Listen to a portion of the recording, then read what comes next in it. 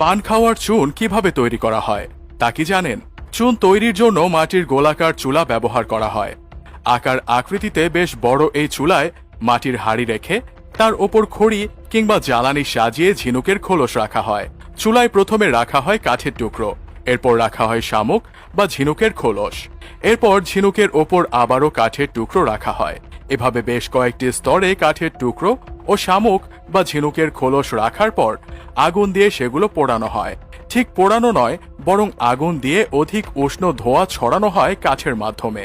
এরপর সেসব শামুক বা ঝিনুকের খোলসগুলো বের করে ছাঁকনি দিয়ে ছেঁকে পরিষ্কার করা হয়।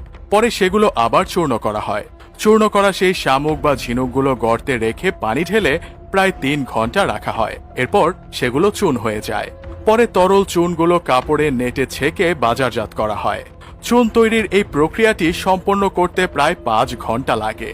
এসব শামুক বা ঝিনুকের খোলস বিভিন্ন এলাকার আদিবাসী কিংবা যারা শামুক ও ঝিনুকের মাংস খায় তাদের কাছ থেকে ক্রয় করে আনেন চুন প্রস্তুতকারকরা।